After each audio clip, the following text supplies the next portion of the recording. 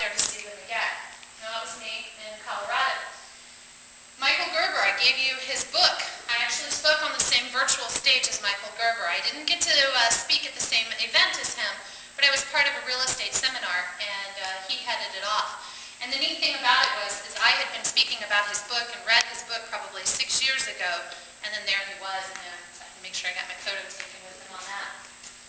Got a few kids, and the reason I point this out is because of the business I have and the systems I've input, I'm able to take days off in the middle of the week and just head to the beach, which is one of my favorite places. And if you just saw me Monday, you would have realized it. Or Sunday, I had a pretty good sunburn going.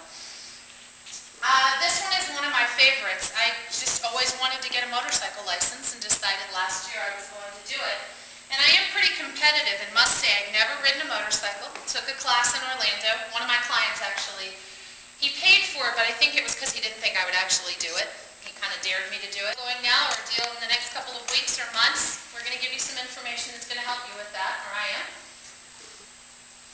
You're going to have an opportunity to have your question answered. We've got a small group, so I'll leave it to you guys, but if you have a question as I go through, raise your hand. We'll try to address them. If not, I'll stick around as long as I can to make sure I get those answered.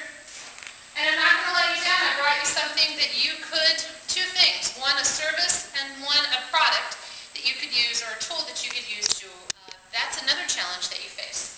Your calendar reminder lets you know the buyer's loan commitment is due on Tuesday, so you've set your reminder and you know to track that down that day. And then forms, that's part of the checklist, but there's some forms that we're going to go over in detail that I think can help you in your business.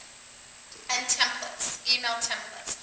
Anything that you can template, anything you can systemize, anything that you can minimize, repeating, doing the same thing every day over and over can save you a lot of time. And, saving a minute here, 2 minutes here, 5 here, it adds up, okay?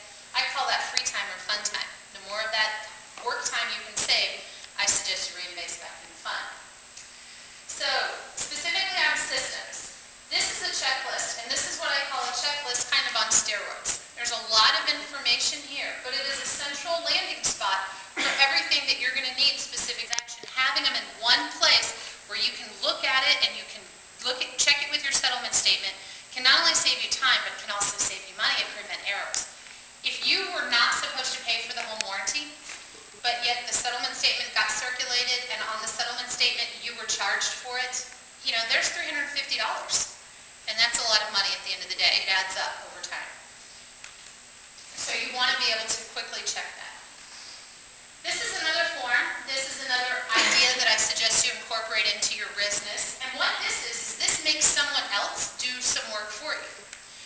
Any real estate transaction that you have, specifically the closing agent's going to have a lot of control over the way that things move. And you really want to make sure you align yourself with a title company that's working for you, not against you. And believe it or not, there are some that seem like they are working against you. Specifically REO title companies, but we're not going to go on that fit right now. What this form does, and let me back up and say, you probably couldn't get an REO title company to do this for you.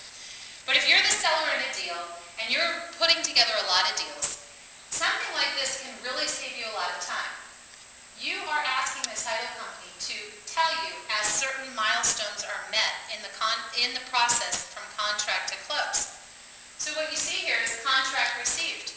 Well, you fax it over, sometimes you don't know that they got it, or you got a confirmation but they didn't give you anything back.